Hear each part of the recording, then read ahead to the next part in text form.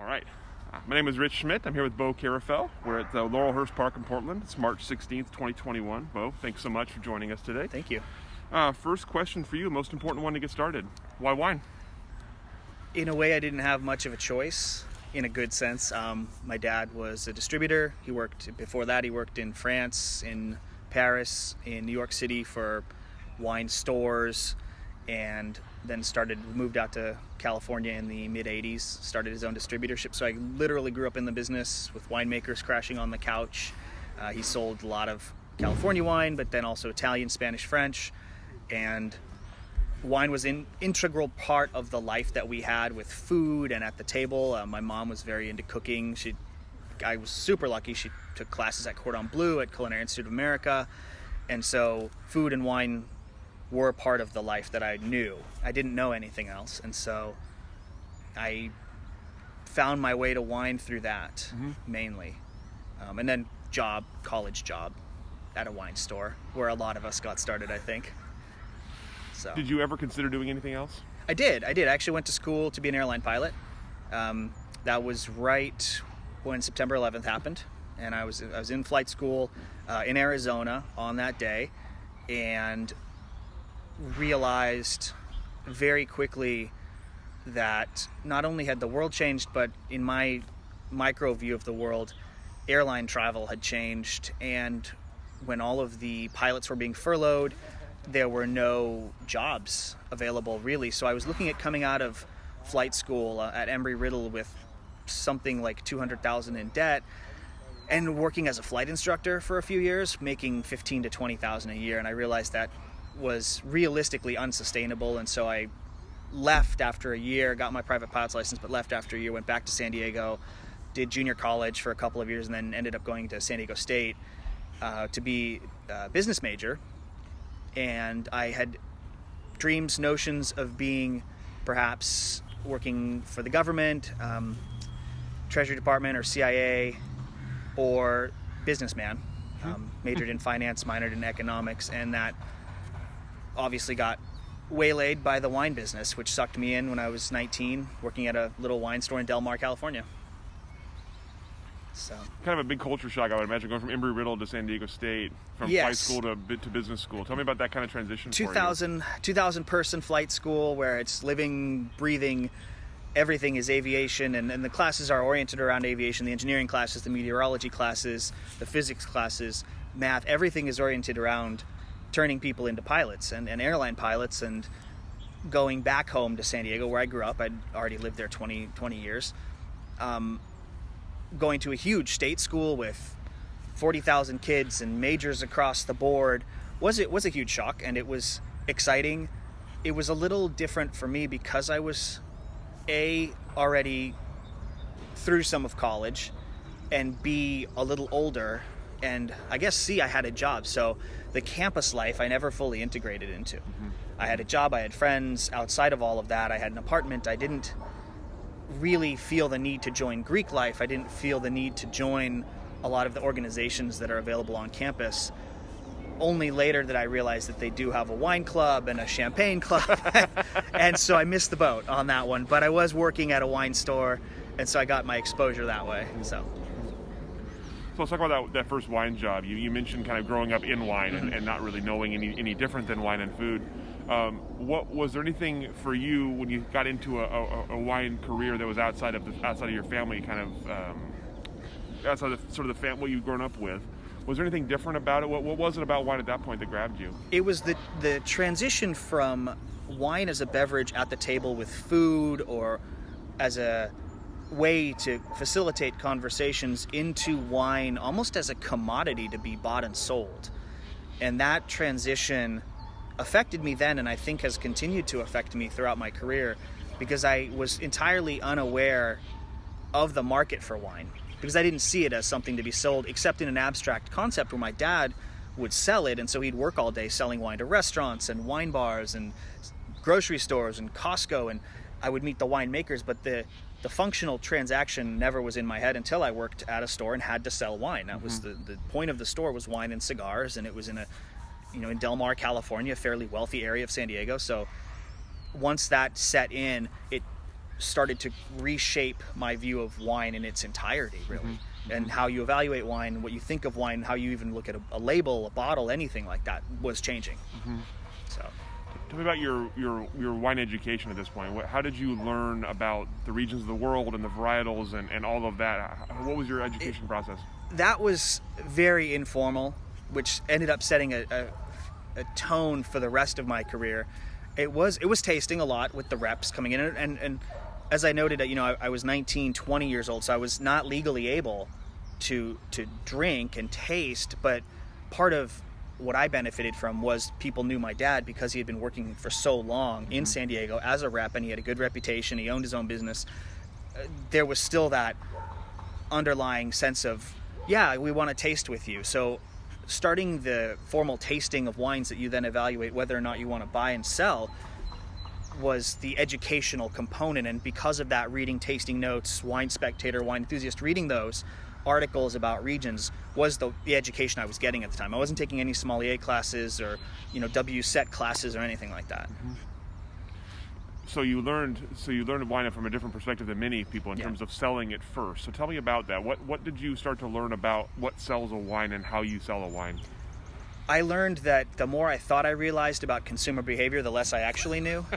I think that was in itself a shocking realization. It took a few years, and that I think every wine salesperson has probably had that at this point.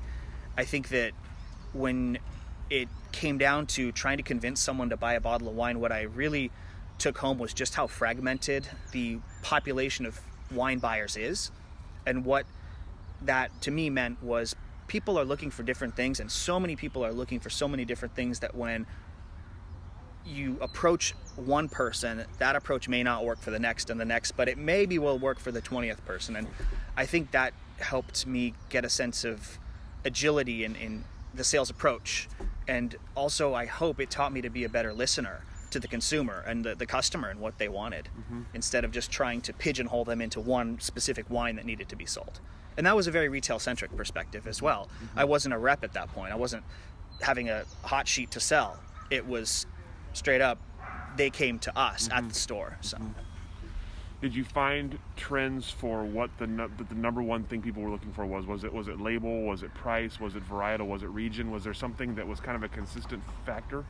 There was. I came of age, so to speak, in the early to mid 2000s. So what was blowing up in Del Mar, California were the big California cabs, the big high-scoring Paso Robles Syrahs, the big Napa Chardonnays, and that was where we saw a lot of points inflation, starting with that 97-ish vintage, and we saw people increasing their consumption of wine media, and the main wine storytellers were people that were critics and were assigning points to wine. And so I think my education really was driven on that side of it by people asking, do you have X, Y, and Z? This got 97 points, this got 100 points. Do you have these wines? And so regions that are maybe cool now and sell well now, like I would say Languedoc is a great example.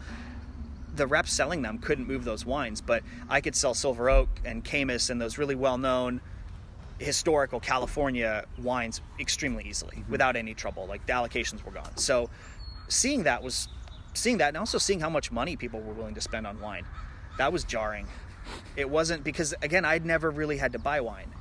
It was at home everywhere, and there were samples open, and why would I buy wine? So all of a sudden saying, wow, I liked this Cabernet, or I like this Burgundy. Hey, wait a second, it's $50. What am I supposed to do with that if I'm making $10 an hour? That sucks. So it was a lot of things coming at you at one time in the first few years in my career. So what's the next step for you? Del Mar's your first stop. What's the next step in your career path? It was a small store, real small store, maybe 800 square foot store. 100 SKUs. So I moved on from there. I worked there for a few years. I learned a lot, tasted a lot, moved on to San Diego Wine Company, which was, I think, the biggest, by sales volume, probably the biggest store in San Diego. And it was well known as flat 10% margin on all the wines. So didn't matter the label or the price, it was just 10%. So I went from a sleepy-ish environment in Del Mar to this crazy, high energy, intense environment where we were tasting 100 wines a week easily, sometimes more, because that was the account, and I'm sure any rep that watches this will know, where there are accounts that are sample dump accounts where you just roll in with a case of samples and they taste them.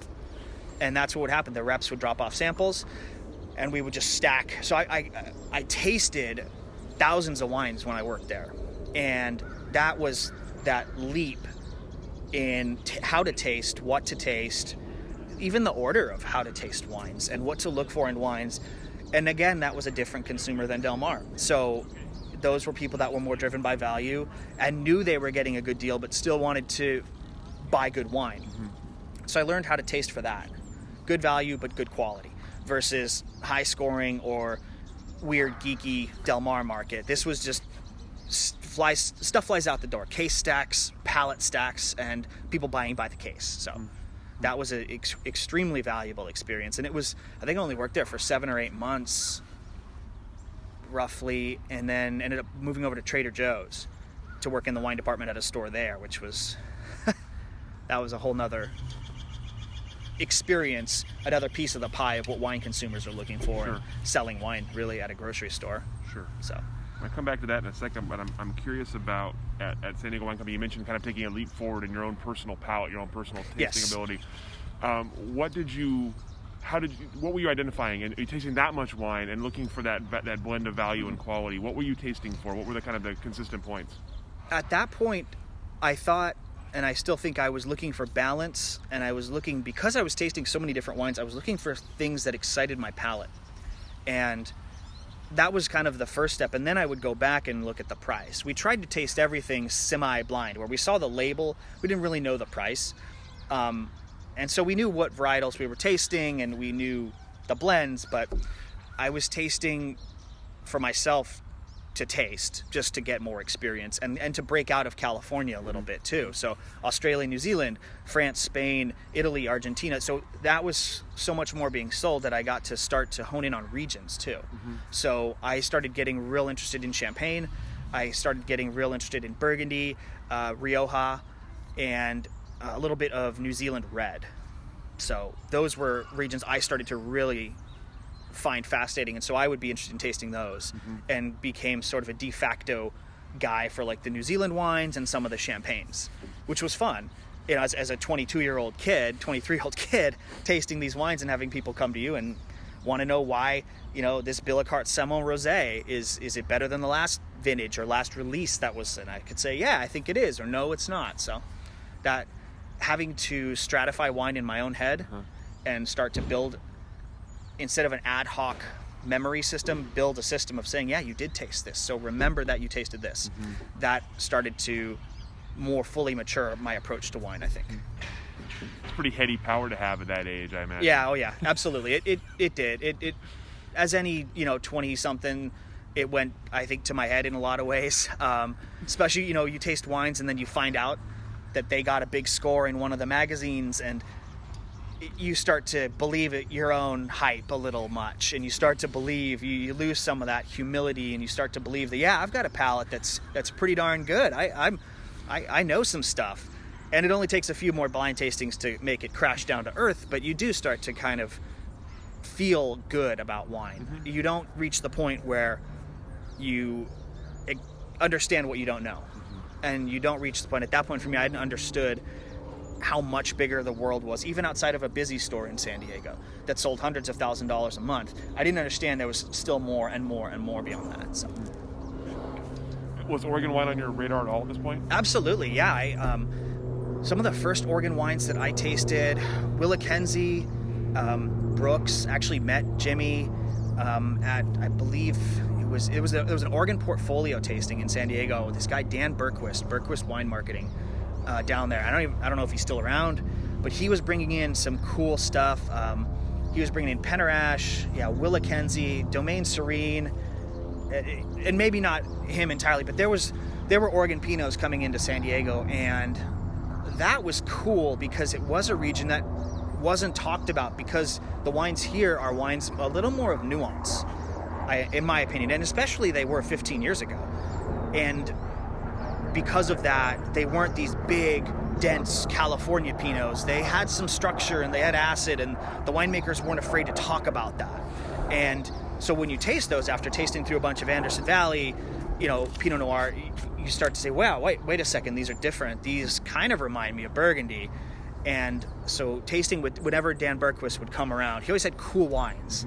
And there's other labels I can't remember at this point, but it was neat. And of course, Domaine Serene had those ads in Wine Spectator when they had beat Domaine Romani Conti in the tastings. They had these big full page things, which you can't help but see when your customers are consuming Wine Spectator media and asking for the wines and saying, I saw this, I'd like to buy this. And it's like, well, that vintage is 4 years old. The current release is this, but this is the producer. So. So you mentioned the next step was Trader Joe's and a big change there. So tell us about that. That was, so I ended my time at San Diego Wine Company and needed a job. I think I was close to finishing school and almost feeling a little burnout from college. I was just tired of it. I wanted my degree. I wanted to move on.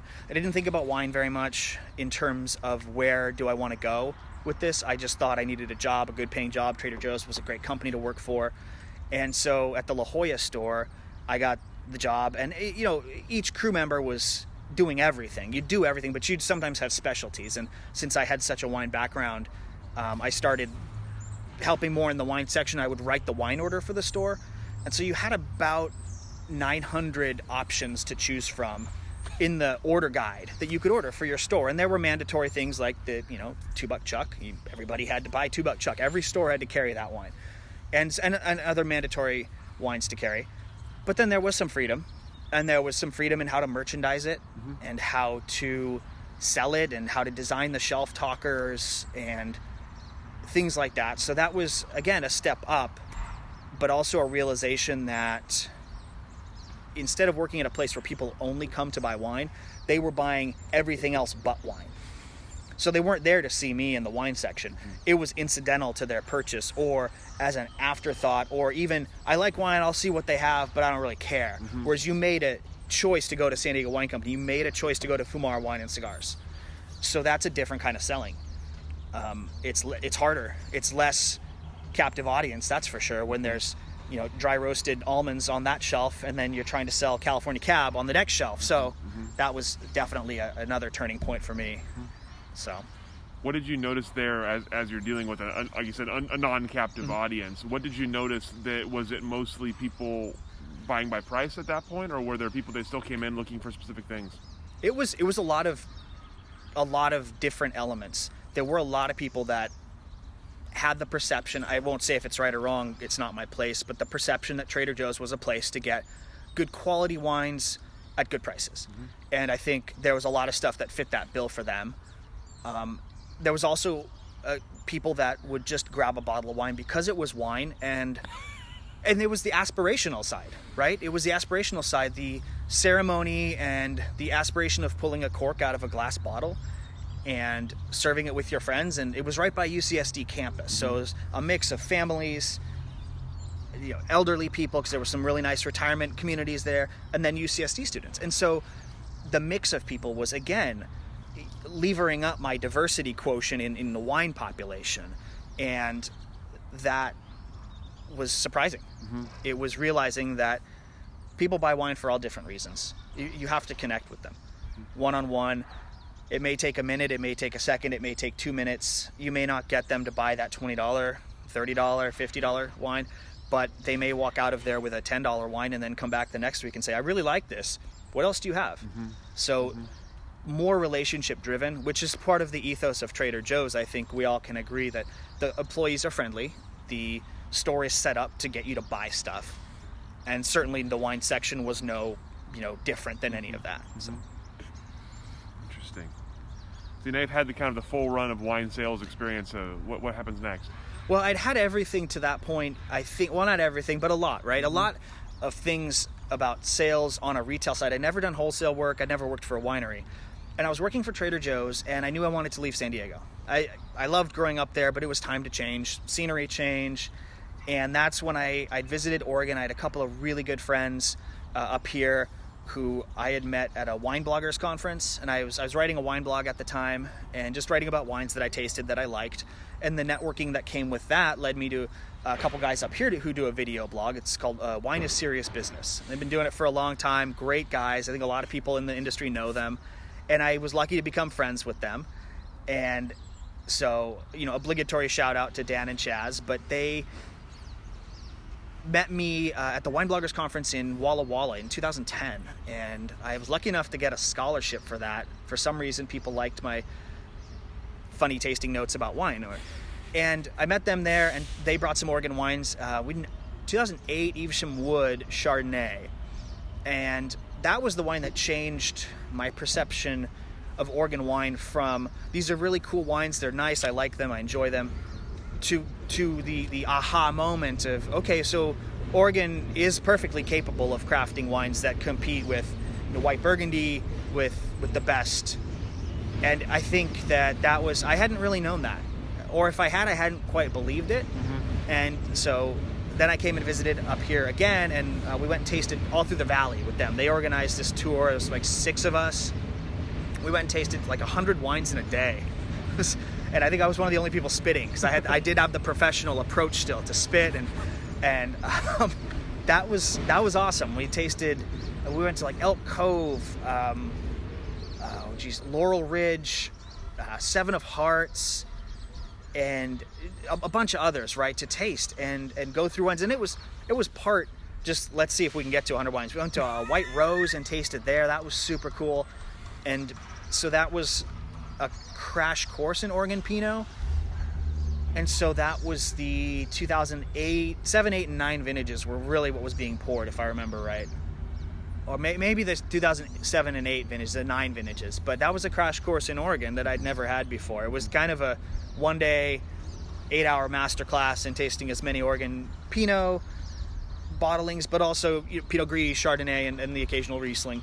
So that was cool, and I kind of at that point fell in love with it, and had just gotten to this point of like, I want to move, and it was down to Napa and Oregon, and I had a job offer in Napa, and I interviewed there at a winery for a tasting room job, and if I remember it, I didn't get the job, but I knew that I wanted to be more into wine at that point. So that was the big thing, get more into wine. Mm-hmm. How? And that was, after visiting here, I was like, I need to move here. Mm-hmm. So that set the wheels in motion to leave and start planning to move to Oregon. Sure. So planning to move to Oregon to get more into wine, but not with a really clear-cut goal at that point yet. Right. So what did you do when you got here? I thought I was going to stay with Trader Joe's. There were some circumstances that came up. I thought I had an agreement to transfer stores, which was the process in those days. A store in Northeast Portland I thought I was going to be able to go to, and that fell through literally at the last minute. Like, I'd given notice at my apartment, packed up. My then girlfriend, she had like flown down to help pack everything, and so everything was set. I'd given notice at my store. I think we had put a deposit on an apartment, and all of a sudden, no, you don't have the job, sorry. So I was still moving, and I was very fortunate to have a backup plan, and it was shocking. I had to leave Trader Joe's after 5-something years, and that in a way helped, because it really refocused me on getting into wine deeper and more into, I would say, wholesale or production. So I had done a lot in retail, and I felt a little burned out of retail, and so wholesale and production started to get more appealing to me. And I think that made my dad happy, because he was, had his business, and was like, wow, finally my son is actually interested in wholesale. Wow. I don't know if he ever saw that happening, but yeah. So what was your first step towards that? Moving up here, my then girlfriend was Becky Kramer. Her parents own Kramer Vineyards. They're second generation now. They've been there since '84. And so she was awesome, helped me move up here, and they needed a harvest intern, or at least told me they needed a harvest intern, because they were so nice and an incredible family. And so that was the move up here, no job. Within a couple weeks, that was 2011 when we had the late harvest. And because of that, I was able to get in as the harvest intern in 2011 and worked with that vintage as my first vintage in Oregon, and started to learn about production. Mm-hmm. And just how insanely complex it is, but at the same time, how the basic steps are unchanged for 5,000 years. So, what appealed to you about the process of working at Harvest? I think that the biggest appeal, as someone who'd done retail sales and who knew wine as a bottled thing to move off of a shelf and into someone's hands, what appealed to me was the entire opposite of that, which is getting the wine to the point where it can go to the shelf. I didn't know a lot about that in terms of the finer elements. I knew how wine was made and I knew the general outlines, but all of the decisions that go into making wine and how many variables there are, for example, barrels, and you know, I think any other winemaker would tell you, just you can make so many decisions through the process or not make decisions, but not knowing that was fascinating to me. That just learning, trying to suck up everything, just like a sponge of like, this is crazy. It's overwhelming. And the physical work itself, you know, pushing bins full of fermenting grapes around on a cool day felt great. You were out there, you felt connected. Morning punch downs felt great. And part of that was the excitement of doing something new. So the novelty was there, but also being a part of a process to make a bottled product that you wouldn't even taste in its finished form for 3 or 4 years. That was appealing to me as well. So at that point, did that change something in you? Did that change your kind of your future plans? It definitely did, in terms of I knew I never wanted to go back to retail. I guess never say never. Here we are almost, 10 years later almost, I guess. But I just realized that retail was something that I used as a tool to learn, and it definitely shaped my perception of wine and informed me. But not wanting to go back to that was one side of the coin. The other was the desire to jump deeper into the wine business and immerse myself in it, which probably, again, is a familiar refrain. Everyone has the hook that gets them in. It could be a great bottle, it could be working harvest, whatever it is, but working that first vintage 2011 and seeing the stress, the happiness, the sadness, the frustration, the joy, everything. And I remember we had a late press for some red grapes from Washington. I think it was after Thanksgiving, in the snow on the crush pad. And part of it sucks because it's cold and windy and it's snowing on you and the press is still going and you still have to barrel down everything. But part of it is magical. And being able to say, wow, I did that and I helped in this process, and sharing that camaraderie, that was another one of those hooks that drew me in. And so I realized the immersion in the wine business was there, and from there it was just how deep can I go. So what is the next step for you? When you start thinking about starting your brand, what's the next step for you at this point? So at this point I'd done retail and some production experience, albeit limited, but I hadn't worked for a winery in a tasting room, and I'd been to a lot of tasting rooms in California, here in Oregon, in Washington. And so I actually ended up getting a job for a winery called Cathedral Ridge out there in Hood River, and they were opening a tasting room in Dundee. And so I got a job as the co-manager, and I was doing a lot of the social media and kind of educating the staff, and then partly running it. And there was this really, really cool lady, Sandy, was doing the events. She knew events and hospitality like the back of her hand. So she was setting up all these events. And so that was my foray into winery day to day, but also winery retail, but selling one brand and selling one set of wines and wine clubs. And so the structural side, which doesn't necessarily get talked about a lot, but just the structural side of wine, and understanding that there's the romanticized working harvest, or not romanticized, when you're covered with bugs and it sucks, but there is that. But also you have to be able to buy your grapes for the next vintage, and so on and so forth. So working for a winery, I think I worked there for 6 months or 7 months, while still helping out up at Kramer Vineyards and helping them and working with them, and seeing how wine is bottled for the first time, seeing how spring racking is done, so all those things. And it was that duality that got me through 2012 into September of 12. And I was also, I think, working for a distributor, a very small distributor, selling a limited book, but that was wholesale. So going to accounts, will you taste these wines in my bag today? That kind of thing. So furthering that dive into wine, that nebulous concept of wine. So Did you notice anything? Were there any obvious differences about selling wine here versus selling wine in Southern California? I think I never worked retail here, but I think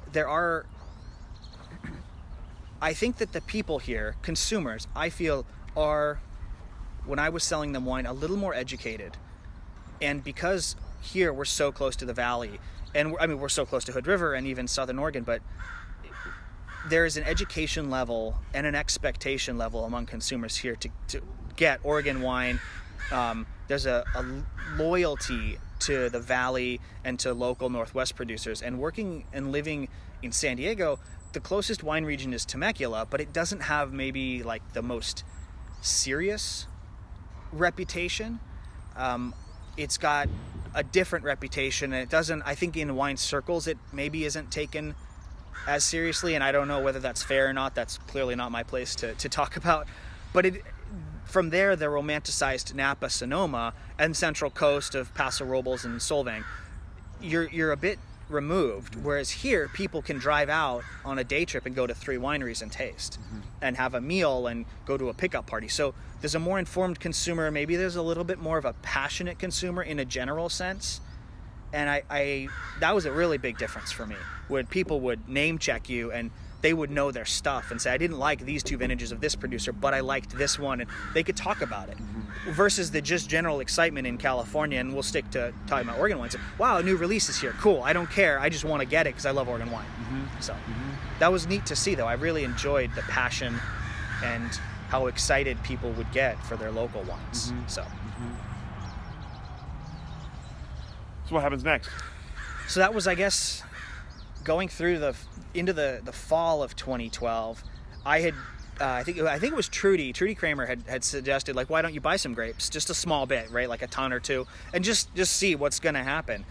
You're obviously interested in this, you love doing this, and I thought, wow, that's actually pretty cool. And so Trudy hooked me up with someone she had bought grapes from, I believe, out in Washington. And I had emailed this guy that owned a vineyard out there about what he had available. And he had Tempranillo and Petit Verdot for sure. I really wanted Grenache. Still never made a Grenache. Kind of sucks because I like Grenache. But he had some fruit available, and as things progressed through the growing season, he was more sure of what he had. And I told him I needed maybe a ton of one and a ton of the other. And so that became, I'm buying grapes. Okay, so what next? And at this stage, the Kramers were definitely holding my hand through every step, because I didn't realize how to do the calculations, for example, to anticipate tonnage and press volumes. And I hadn't learned as much of that as I think I probably needed to, looking back. So having Trudy and Kim and Keith Kramer there and helping me through this process of, like, well, you got to know this, and you have to pay for the grapes at this point, and all of that was more the finer grained intricacies of winemaking. And it isn't just romantic stuff out there. And I knew the cleaning and hygiene protocols, and I knew the importance of paying attention to what's going on, but all that business side, despite having a business degree, I wasn't real sure about how it all worked, the little mechanisms. And so that was an eye-opening experience. But then that was the start of Random Wine Company, and that was, I think, I didn't know what to call it at the time. I think I had some stupid thing like Domaine du Carufel or Chateau Carufel, and then I realized I own no land. I do not own a house that has land on it, so I can't be a domain or a chateau. I can't name it after my dog.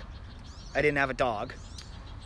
And so I didn't really know what to do, but I had grapes coming. And I think it was Trudy that made the comment. She said, Beau, everything you buy just seems like at random. And this is from a family that has made historically Pinot Noir, Riesling, Müller-Thurgau, Pinot Gris, Chardonnay, a few different things, like something cool and unique like Carmine, or like bought maybe some Barbera or Merlot from Washington.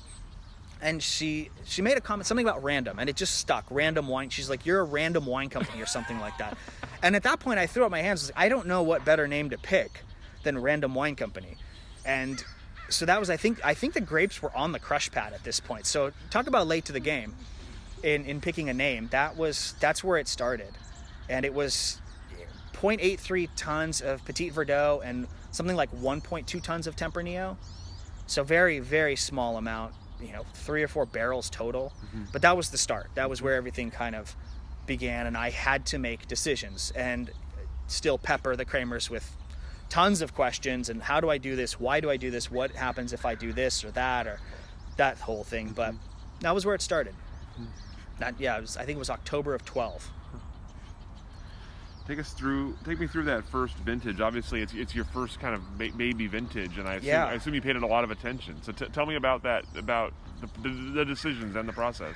So it was something that going into that vintage, I knew how I wanted to make wine, or I thought I knew how I wanted to make wine. I had ideas in my head which were influenced by producers in Oregon that I had become friends with and tasted with, and how they made wines, and then some friends in California how they made wines. So I knew the direction that I wanted to take. And one of the kind of uncomfortable truths was understanding that sometimes there's a divergence in the direction you want to take and what the fruit tells you. And that was my introduction right there, was I want to do something a certain way, and then having to bone up on chemistry, which I hadn't done since freshman year of college, and relearning that, saying, wow, these numbers won't really make this work because it's Washington fruit. The chemistry is different than what we get here. And that was a change in my outlook on wine, but then almost overruled by the excitement of driving out to pick up grapes that were mine and seeing the bins picked there and sitting there like ready to be loaded on the trailer to be trucked back to the valley and to the winery to be processed, and knowing that I was sort of the reason for those grapes being at the winery was me wanting to make these wines. That was a really interesting and empowering moment, I would say. And I was also extraordinarily lucky to have a support system around me, with a winery, with people that cared, with people that helped and shared their knowledge so openly, which is a commentary, I think, on Oregon in general, the wine industry here. People are open about sharing their knowledge, and that was another difference between Oregon and California. The sense of community, and I've seen it said from guys like Dan Rinke and Dog would say it, and like Barnaby at Teutonic would say, rising tides lift all of us. Chad Stock will say it. So those are cool guys that I look up to and have looked up to, and seeing people like that, the Kramers, Byron at Seven of Hearts, these guys would say that kind of stuff, but then they would also share their information and knowledge. Even with a guy that just moved up from California and contributed to the traffic up here. That was cool, and that pushes you along too. In times of making terrifying decisions, you're talking thousands and thousands of dollars you're on the hook for. That pushes you along, of knowing that there are people that will help, and you can ask them, and they'll, even if they may not agree, they'll give you their opinion in a way that says, yeah, I would maybe do it differently, but I get what you're saying. So the spirit of camaraderie is nice and very powerful for those of us making wine here and who've made wine here, I think. You mentioned kind of having an idea for the style and the philosophy, and then having to kind of adjust it. What was your initial goal? What kind of wines did you want to make? I wanted to make wines that were, I think any winemaker would say, or most winemakers say, you want to make a wine that reflects the terroir, but also I had my idea, and it's not particularly original, was to make a wine that was just the lens to see the vineyard and that vintage, a window, or a kind of I always envisioned in my head kind of a looking glass through that glass of wine and see what the vintage said. And that's what I wanted to do. So as a result, I believed and still think that the lower the amount of inputs you have to do, perhaps the more clear that looking glass will be. And so I had this view of trying to do that. Very low intervention. I didn't want to adorn the wine with oak. I didn't want to have all kinds of additives to it. And that was the goal. And that informed me throughout my time as, making wine for Random Wine Company, is always trying to pull back as where possible on the interventions. So that was definitely going into it. These rose-colored glasses of wow, I can do this, and I want to do this and only this.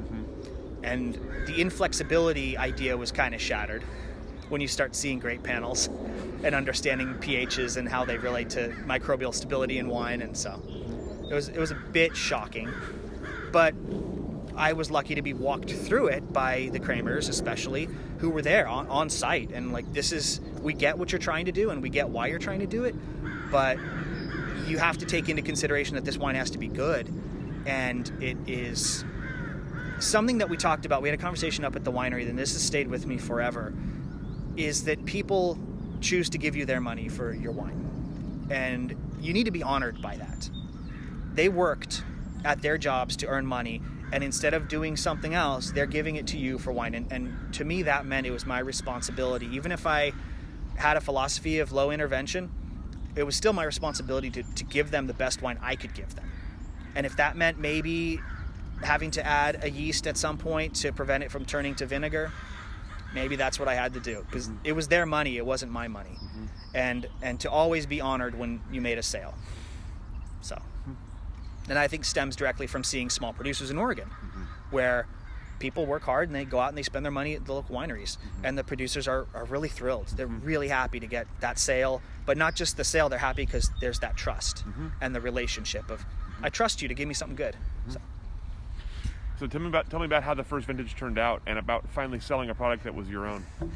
That was the first vintage. I thought turned out pretty well. I was real happy with the Petit Verdot. I just wish I'd made more of it. That's what sucked. There wasn't enough fruit available, but I remember that I was really happy with how that wine turned out. And this was, I was at this stage of my wine drinking journey of still loving Champagne and Burgundy and Loire Valley and some of the Italian reds, northern Italy. And here I turned around and I made a big red out of 100% Petit Verdot. I only did 11 months in barrel, which used French oak. So I stayed true to my goals in those regards, low barrel aging, neutral oak only. But I was really happy with it. And the Tempranillo, I think, was interesting in and of itself, because it was the same and different from the Rioja wines that I really liked. And so I was really happy with how it turned. I just didn't make enough wine. And I couldn't. I didn't have the money. I didn't necessarily have the fruit sources available. I kind of maxed out what I could get. So I was happy, and that was the label design process, barrel aging, when to rack, making those decisions was, in a way, gets you fired up about selling it too, because you have this sense of, I can't wait to share this with everybody. But that's not still selling the wine. You still have to sell it and pay the bills for the next vintage, and for that vintage you owe people money for glass and labels, and so got it labeled and had to go out and sell it. Had to find people that were going to pay for it and pay a price that would replenish my bank account so I could buy more grapes. So that was through 2012 into 2013 was that process of going out and selling. I had some great people like Michael Alberti. He put, I think, my Petit Verdot in his newsletter back when he had Storyteller Wines, and blasted through a ton of it, to the point where I was like, please stop selling this. There is not enough left. Like, you can't sell cases of this anymore. And so that was one of my early stories of happiness, and getting someone with a great reputation locally on board and tasting the wine and saying, wow, this is really good. I can sell this. That's also incredibly empowering. So that was that first vintage, and then it was gone. You had to change your focus, or maybe in a way bifurcate your focus to sell what you have, but then start planning for your next vintage. And again, one of those little decisions that I think is so intuitive to so many winemakers who've done it for longer than me. But for me, in my late 20s, sitting there and staring my second vintage in the face, going, oh, okay, how am I going to do this while still working a full-time job for a distributor? Like, all of those were wake-up calls. So I'm curious, before we get to your second vintage, which I'm very curious about, I'm first curious about, you've sold all of this wine in your life, all these different people, all these different names. Now it's finally your name or a random name on the label. Tell me about that process, about presenting your wine. There's no way to go into selling your own wine without a sense of enthusiasm, I believe. And especially when you're proud of the product, you're happy with the product, and you're excited, and having that, there is a cachet of first vintage. And I was really lucky to have already networked here in Oregon through my day job selling wine, that I knew accounts that I could present to. So the conversations, I think, for me were a little easier. I made this wine, I'd like to show it to you. It's my own label, I made it, my name on the back of it. Would you like to taste it? And it was only two wines, the Tempranillo and Petit Verdot. So it was a lot of fun to sell. And there's a little bit of an increased satisfaction when you get that check after you make that delivery. Absolutely. It again goes back into being honored to sell your wine to someone, and honored that this store, the small business, this wasn't big grocery stores. It wasn't even like New Seasons or anything. These were like E&R Wine storyteller kind of shops that would sell these wines. And so these are family local businesses and with good reputations and cool people. So there is a sense of, again, being honored by that sale. And they taste thousands of wines a year, and they decided, wow, I'll buy a case of this and a case of this. So it was exciting. It was thrilling in a way. It really was. And in that, it's encouraging and it motivates you. And it does tell you that you're on the right track, I would say. It pushes you to believe that. So. But the other side of that, what about people who didn't buy your wines? Was it hard not to take it personally? In a way, it actually wasn't, and I don't think that's. I don't mean that as any kind of commentary on my superior character by any means, because that's not true. I think that it's more like I knew sales really well. I was comfortable selling, and so I knew rejection. And I also tried to tell myself that even if this person wasn't interested today, I could keep a conversation with them. To the wine merchant, the wine shop, I could say, is this something you think about? Maybe you don't want to buy a Petit Verdot or a Tempranillo as we go into summer, but is there something you want to think about for fall? And even if you hear no, at least receive the no with a sense of grace and still be thankful that they took the time to talk to you and keep that relationship, because who knows what you're going to make the next vintage, especially if you're a random wine company, because I didn't really know at that point. So what if I made something different? So. Were you interacting with any consumers directly at this point? I did. There were some tastings. So again, 2013, I suppose that would have been, into 2014, there were some tastings, pickup parties. The Kramers were generous enough to let me pour at their tastings and sell my wines next to them. And there were, I would say, tastings there that I would do. I would pour. Becky, we were together then. She owned a wine store in Forest Grove, the Urban Decanter, and she kind of revitalized that place, to be perfectly honest. And I would pour there, and there would be other people pouring. Vincent would come out and pour, and that was great because you got these awesome, Shards and Pinot Noir bottlings that he would do, or Byron would come to pour, and all these other guys. I'm just name dropping my friends at this point.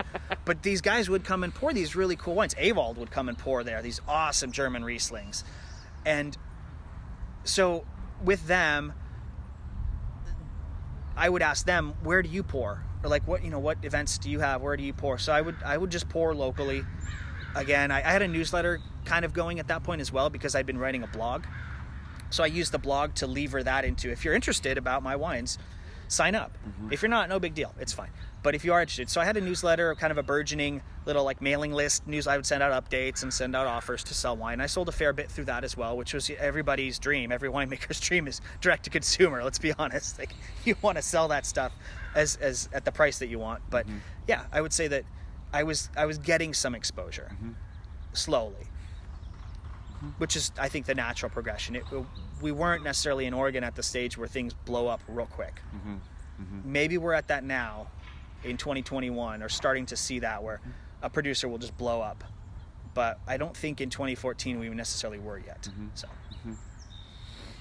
So you've had your kind of whole life building up, and you eat to a vintage that you've now successfully pulled off and sold, and now you're looking at second vintage. So tell me about that process. The second vintage became something of the need to expand production and the need to expand away from making just two big reds. There was conversations we were having in that vintage, and remember, 2013 was going great. It was going to be an awesome vintage, and I think still a lot of people made great wines until that rain event that we had, that typhoon, monsoon, whatever it was, that sucked, and that was terrible. But a lot of people made the best of it and made some, like I said, really great wines. But the conversations I was having with the Kramers, because they had the space, was, what can I make here? How much space do we have? And then starting to talk, Kim Kramer at that point was doing a lot of the day-to-day winemaking. She was hands-on every day in the winery. And so having conversations with her, and we shared a lot of the same palate. We loved the wines of Champagne, the wines of Burgundy. We loved to taste different stuff, but we were honing in on styles that we liked. And I mean, I loved Oregon Pinot, so it was pretty cool to have a mentor that made Oregon Pinot and sparkling wine too. So having conversations with her about what to make, and I think feeding off each other, because she knew in a good way, she had a good influence, and she could kind of suggest things to me like, have you thought about a rosé or a white, or have you worked with Pinot Noir? And to that point, I didn't really care to make a Pinot Noir. I still never really thought about it because so many of my friends made such great Pinot Noir. What do I have to add to that conversation? Not much. I mean, there isn't a new way to make Pinot Noir, I don't think, that unless I've been out of touch for so long. I really don't think. I mean, you're still going to age it in barrels or concrete or something. You're still going to make it the same way you'd make red wine. So, cool. What am I going to do differently? Nothing, in my mind. So I didn't want to make Pinot Noir, but I really wanted to do something with Gamay Noir. And a lot of the cool, hip wine community, which I thought I was a part of, were making Gamay. Division, Tom and Kate at Division had some Gamays going that were really cool. Brick House, I mean, I think it's probably one of my favorites in Oregon. And then you had growers like Methven were growing it down there. Mm-hmm. And so that became a focus at that point, looking into 2013. And the increased production, I really wanted to make Cabernet Franc. Again, loving the wines of the Loire was kind of a thing. And so we talked about going into it with a mindset of what to make or how to make it. Definitely looking at those. Mm-hmm. So that was what I started looking away from bigger reds, but then also Syrah. I wanted to make a Syrah. I love Syrah. It's hard to sell, as everybody knows by this point. The joke is old, but it's true. So I wanted to make a Syrah. I wanted to do like a co-ferment with Viognier in there too, a little homage to Côte Rôtie. And I remember many years ago, I'm trying to remember, I think it was Marcus, when he had the Metello label, did that Fool's Journey. It was single vineyard, Willamette Valley, co-fermented Syrah and Viognier. And it had a few vintages of those and was just blown away. And I thought, wow, they can do this in the Northwest. And I really wanted to make an Oregon Willamette Valley Syrah. Never got to do that, but I found a fruit source out in Washington that had some Syrah and Viognier planted out there, same vineyard, everything. So that's how things were shaping up at that point. So it really was kind of random still at this point. Yeah. Okay. Yeah, I don't think no Tempranillo or Petit Verdot came back. The vineyard I bought from in 12 was sold, and the new owners, I think it all went into Northwest Red blends. They didn't care to do business with small people that needed a ton or two. They just didn't care. They wanted to probably just drive a mechanical harvester through there and take everything and then replant Cabernet Sauvignon. I don't know. So it definitely steered me away in a new direction, in a good way. So take me through the growth of your business from that point.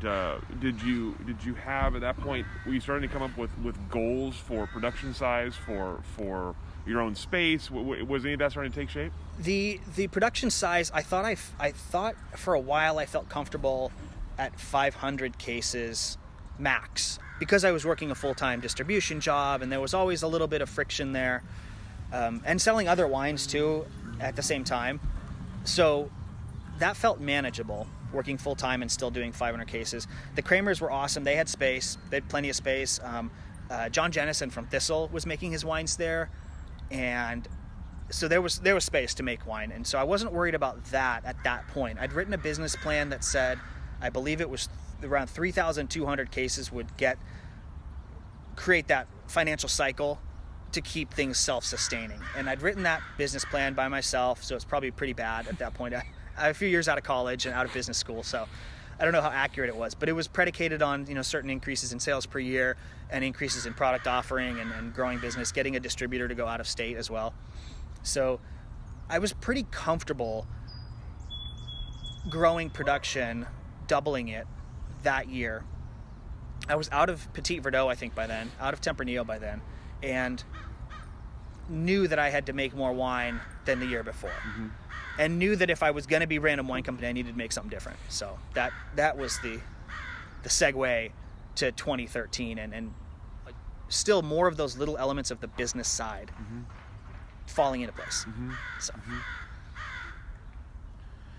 So at that point, take us through kind of then how the business grew from 2013 on, and what and again as from a year to year or overall plan, what the ideas were for growth.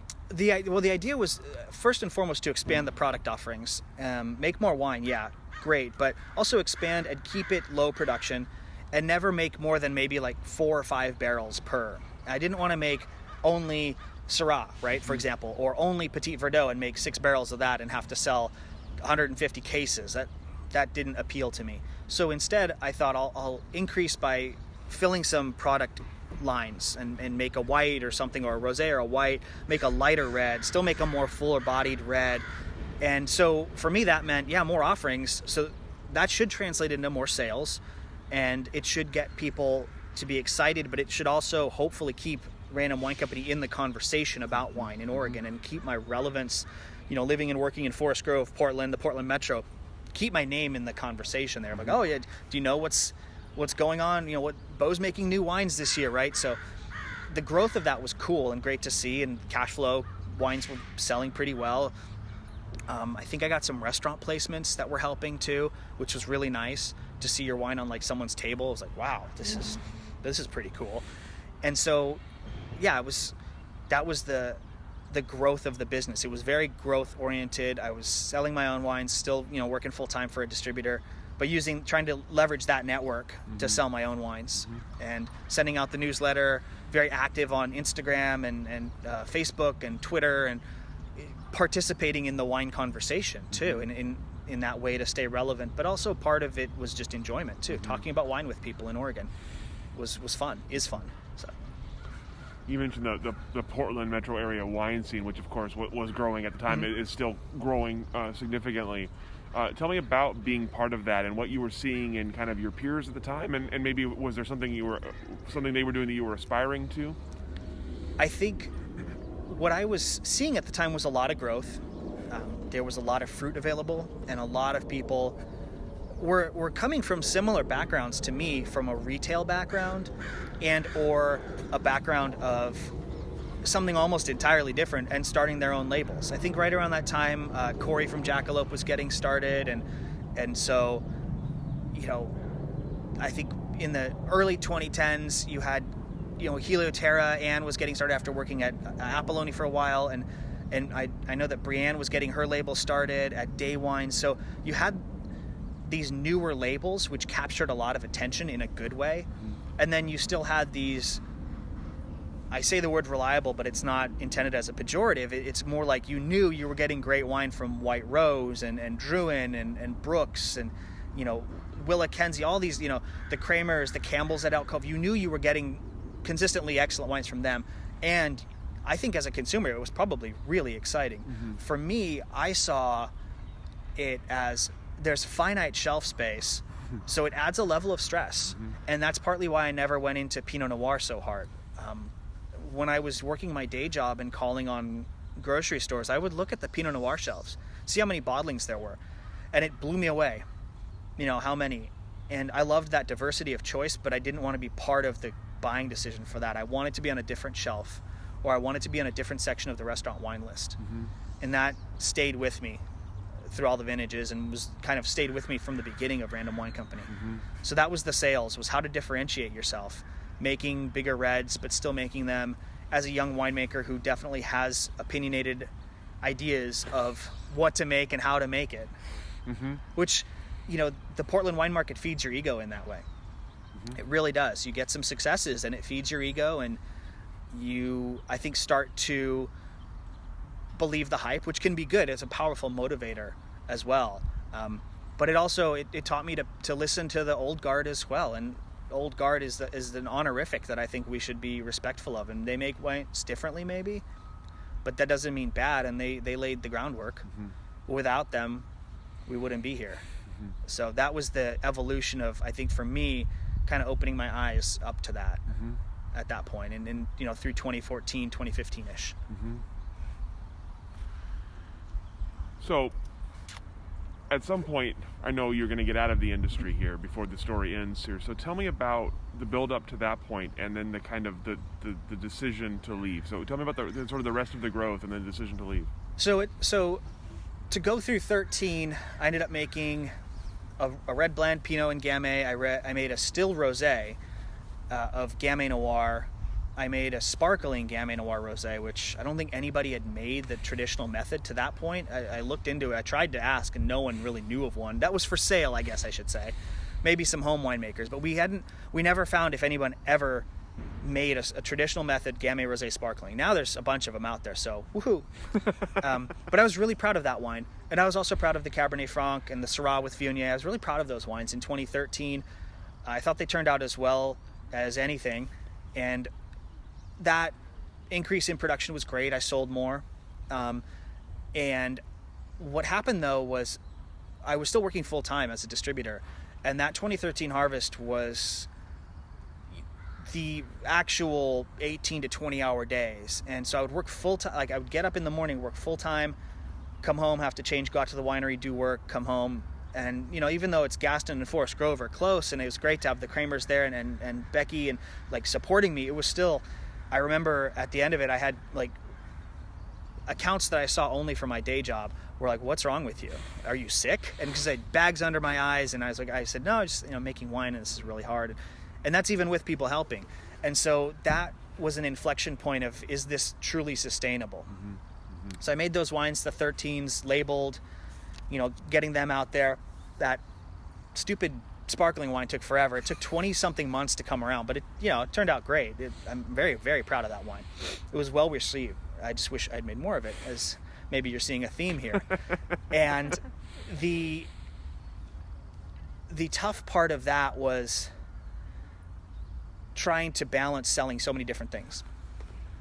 And so going through 2014 with the 13s in bottle and selling them, the rosé, was selling great. The still wine was selling fine, and being able to push wines out in the spring was really cool and get them out in the market. I made the Pinot Noir, Gamay Noir was really fun.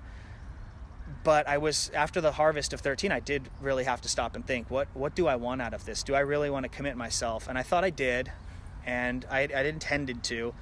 And then in going into 2014, we had that big snowstorm. I was living out in Forest Grove, and we had like 11 inches of snow or something out there. It was crazy. But I ended up falling, and I tore some ligaments in my ankle in February of 2014. And that was, I couldn't work. I had a cast on my leg. I just sat at home. I didn't get out there to sell because I couldn't. I was trying to do newsletters and offers via that and keep in touch as I could. But I was off work. I couldn't move. I ended up having surgery to take scar tissue out of my ankle that was like packed into the ankle joint. So that set me back. And then going into the 14 harvest, I still had the enthusiasm to make wine, but I was so fatigued emotionally from that summer that everything suffered. My health, my relationship, my wanting to just sell wine, to be in wine was really hard then, really tough. And finally had the surgery, got better. 14 harvest came around, and worked through that, tweaked things a little bit. Made my first white wine, a Grenache Blanc Marsanne, which was really cool. Got the fruit from Herb Quaddy down in Southern Oregon for that. He's a cool dude. There's a reason so many people use his fruit. And so that was, though, a really big point of, am I still feeling joy in this? Not passion or motivation or enthusiasm, but is there that feeling of joy? The same feeling from 2011, pushing around bins loaded with fermenting grapes on the crush pad and crush pad beers after work. And I thought I felt it. But unfortunately, my relationship was suffering too. And so that, going into 15, I had these 14s in barrel. Going into 15, the relationship ended and I needed to leave. Forest Grove, I wasn't doing well there. My mental health was not doing well in Forest Grove. It wasn't what I thought it was for me. And with the relationship ending, I moved into the city of Portland, to where I am now, where we are now, I suppose. And that was a really huge thing because it changed me from being in a winemaking family. It changed the, handshake agreement we had with the Kramers. It changed everything, and I still worked full time for a distributor, and that was crazy because the offices, again, we're in Oregon City, so I was still driving there every morning and then driving out. And so that pushed, sitting on that pendulum in the summer of 14 and the fall of 14 of what do I do, that pushed me down the slope of, I don't know if I can keep making wine. Maybe I just take a year off. Well, unfortunately, a year turns into 2, inventory to sell. the distributorship I was with, there was a huge labor dispute that was on the news about contracts and unions and stuff, and I was caught up in that. I lost my job there, but I went to work for another great distributor, local one, and so I was working for Vertical at the time, but selling my own wines on the side, and there's still always that friction. There's always a little bit of friction. And so the reasons to not make wine for a year turn into reasons to not make wine for 2 years. And after 2 years, you're sitting on inventory still in barrel or in bottle, and your network has changed, and you're living in the city of Portland. It pushes you away from, or pushed me away. I don't think, maybe not everyone, hopefully, but it pushed me away from production.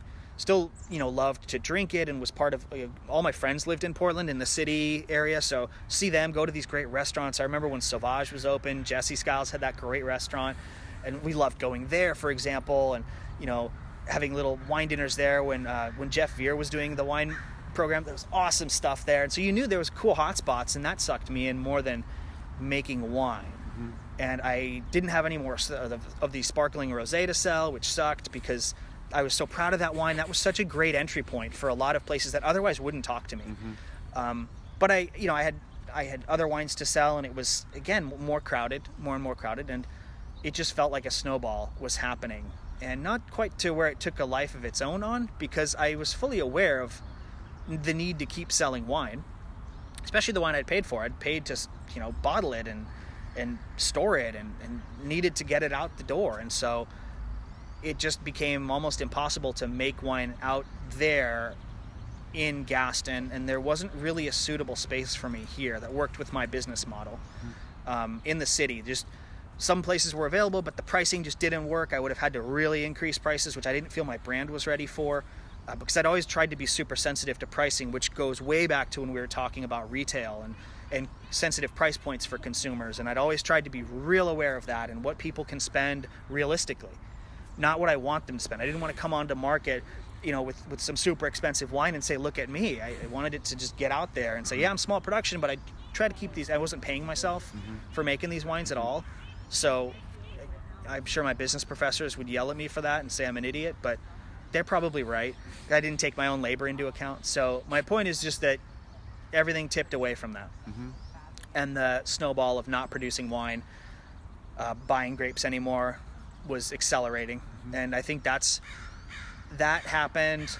And then that was that little lighting of the fuse of sort of the disillusionment with wine sales and wanting to maybe exit the industry too. Mm-hmm.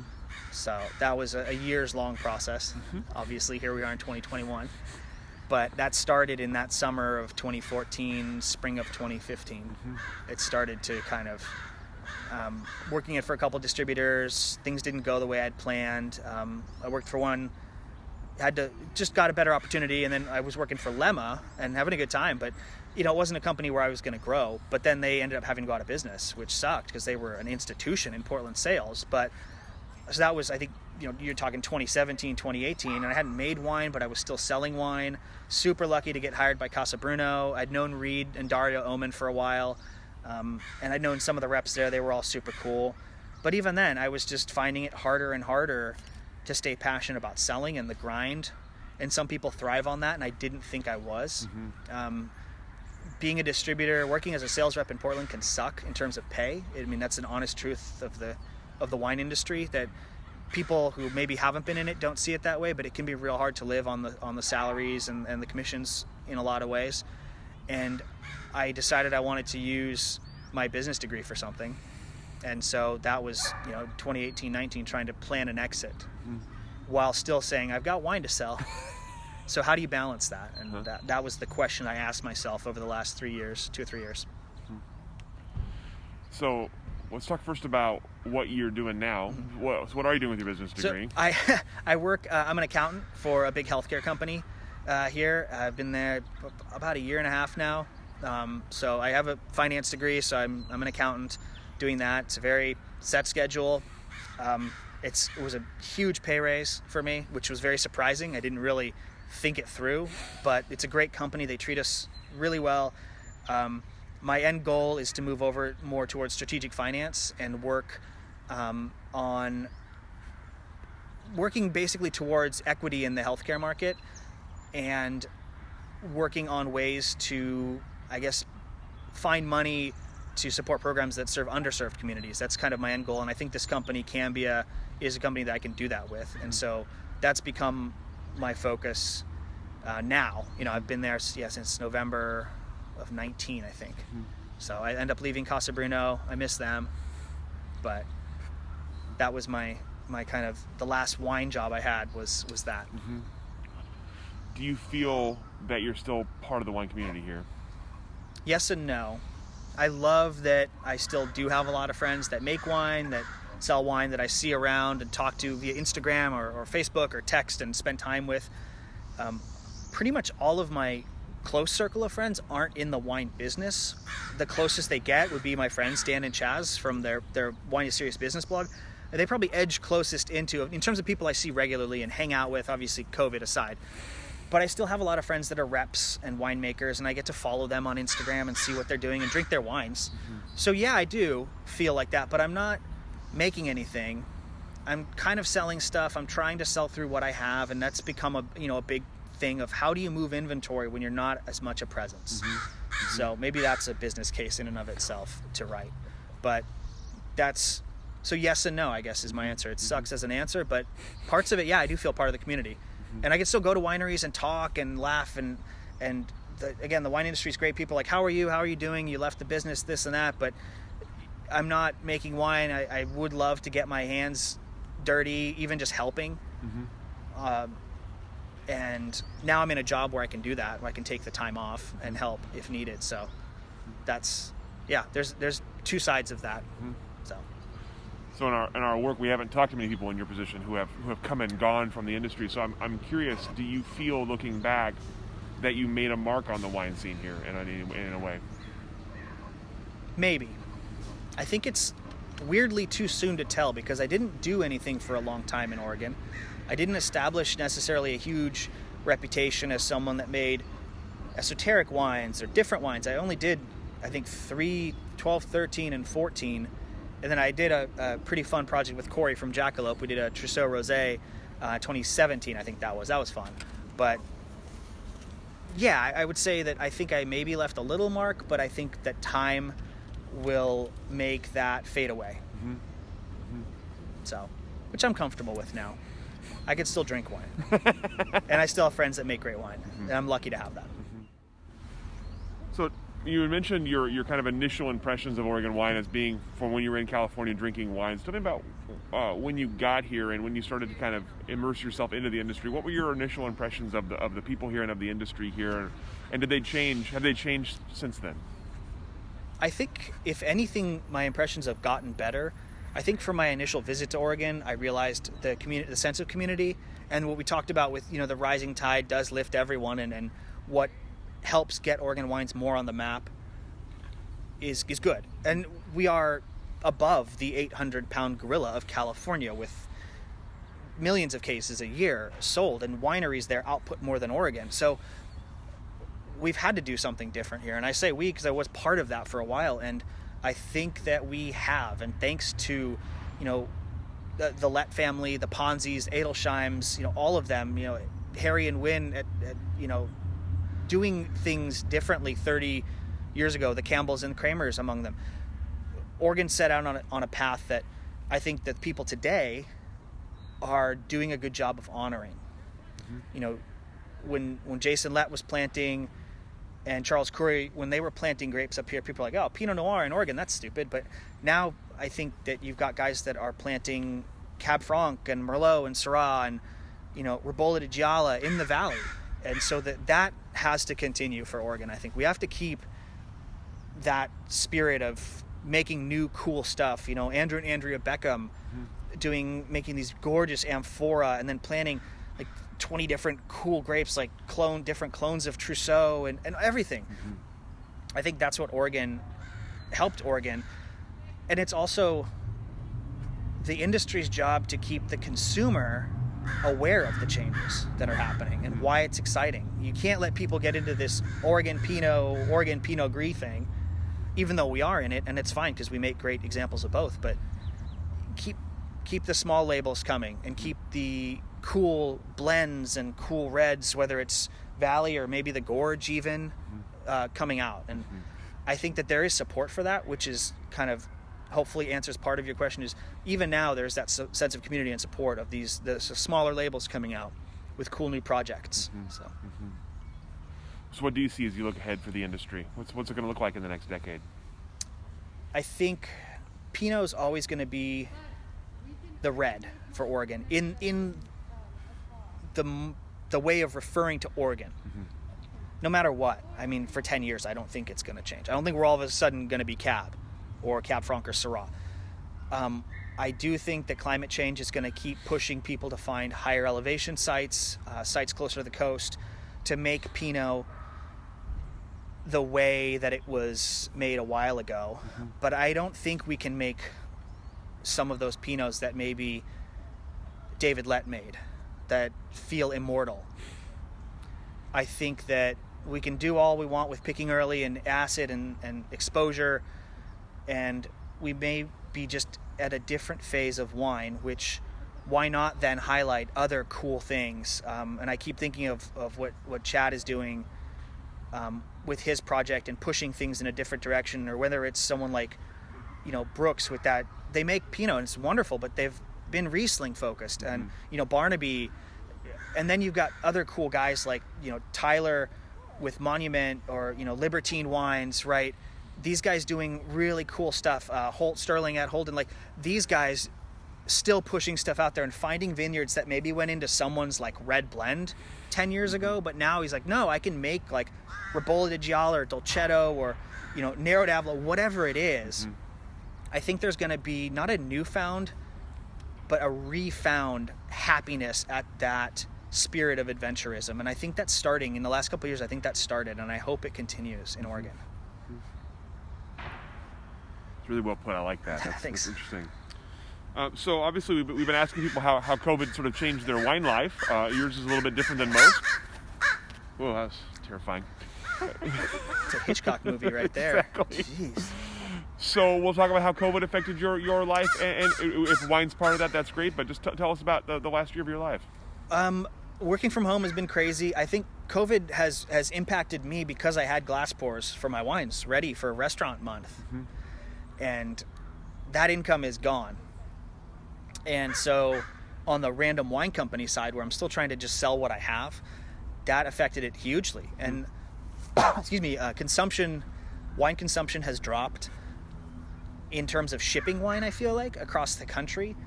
And COVID has made it harder to get out for those in-person visits. In addition to having kind of a stable day job, that's made it harder to get out there and sell wine. So personally, I cook a lot more, which is great because I've loved cooking. I think I got that from my mom, and I love wine, so I still drink a lot of wine. That's great. So no complaints there, I suppose, but COVID has just changed how we drink wine. I do this virtual happy hour with my friends on like Friday nights, and it's great because we all drink together, but we're all on a screen, and it still is missing something. It's affected the wine world. I mean, wine's a social beverage. It should be, and I still want to look at someone in the flesh when I'm drinking with them, and whether we're arguing about the wine or singing its praises, it's harder to do in a screen, or it's even harder to do socially distanced with the ever-present fear of this virus there. And I think working in healthcare has, maybe I probably get a little more granular data, have access to it than a lot of people, and seeing some of the things that terrify me and terrify like our chief medical officer has made me wonder about COVID's impact going forward, and is it fundamentally changing it, or are we going to get a handle on this, bounce back, and then go to restaurants again and drink wine? And on the practical side for Random Wine Company, will I be able to sell what I have left, or am I going to have to find different avenues, push bigger discounts through a newsletter, or try to clear it somehow? What decisions are there to make? And I know other people that have sitting on a couple vintages too, and who are maybe not panicking but stressed. And it's tough, especially for small producers who can't leverage big distribution networks and nationwide, like the small producers. So you talked a little bit about what kind of your future plans with your new day job, and you also mentioned the kind of urge to get your hands dirty again. So tell me about, as you look ahead, what is your wine future? I certainly would love to make wine again. Going back to that smaller scale in 2012, finding a space that worked out cost-wise, and buying a couple of tons of grapes and some barrels and just making wine. I would love to do that again, and probably use the Random Wine Company label again.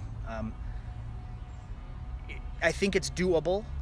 Obviously not right now. I think there's too many things going on in the world, and I'm still so new at this position and all of that. But I'd love to do that. That's a goal, is to do it. And in the meantime, help out, maybe just punching down. Mm-hmm. And I've helped out at bottling with some friends before, and it's always fun. Mm-hmm. It reminds me of the parts that I do love, but I don't have to go around and sell those wines. I don't have to spend all day in the car, and I have to balance anything I do or think to do in the future with the effect on my mental health and financial health, and is it something I can do? Mm-hmm. So maybe being more realistic Mm-hmm. about my own limitations, just as we all have, Mm-hmm. is something that any future decision will have to be predicated on. Maybe when you come back, your brand can be called Realistic Wine Company. Yeah, exactly. Pragmatic wines. Wines that taste good. You should like them. Something like that. Exactly. Please don't anybody else use that yet. Just give me a chance. Exactly. Got to rush down to the copyright office. Yeah, right. So you talked a little bit just a second ago, and I'm going to add one more question for you here. You mentioned that wine being a social beverage. I'm curious, you've seen wine from every angle, basically, at this point. What role does wine play in a society? I think that's a question, because wine can play so many roles in a society. That's a question that the society almost defines itself.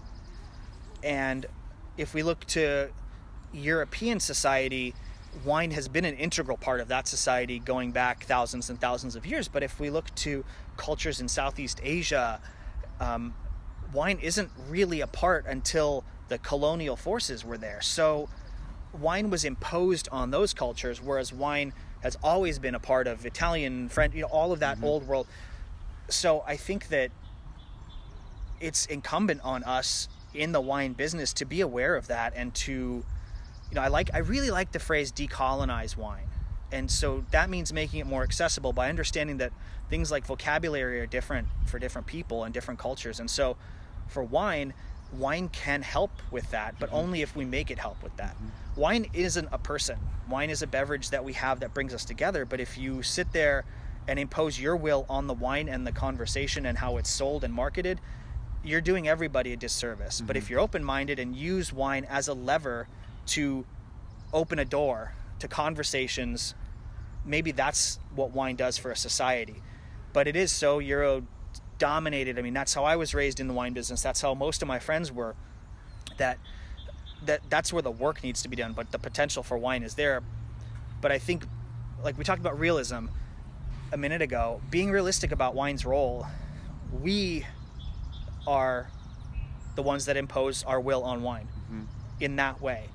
And wine can take us on that trip and journey, and we can see things through the lens of the winemaker to the vineyard and the vintage and everything. But we also have to make sure everybody can and has the chance to. Without that, I mean, it still remains stuffy and kind of unimportant in the grand scheme of things, when there's so many other important things we have to fight for. So I hope that that's where wine is going. The decolonization, the opening it up to more people and creating the equity. I hope that's happening around the world. I know it's happening in Oregon, but we still have more work to do, and we will do it, though. I don't think that we're not going to, but we have to fight for it. Can't get complacent in 2021 about this anymore. So Absolutely. All the questions that I have for you. Is there anything I didn't ask that I should have asked? Anything we didn't cover that we should have covered? no, I don't think so. I mean, it's been an interesting ride. I'm still deciding if it's been a good or a bad ride. Not bad as a complete negative, but it's been interesting the last 17. I think I did 17 years of wine. And yeah, I still have more to learn. Absolutely. Which is fun. So. Well, I appreciate that. And I appreciate you taking the time to tell us about it and meeting us here on this perfect day for a very cold interview out here in the sunshine. Thank you for your stories. Thanks for your time. Sure. And we're going to go and let you off the hook. Cool. Thanks for having me.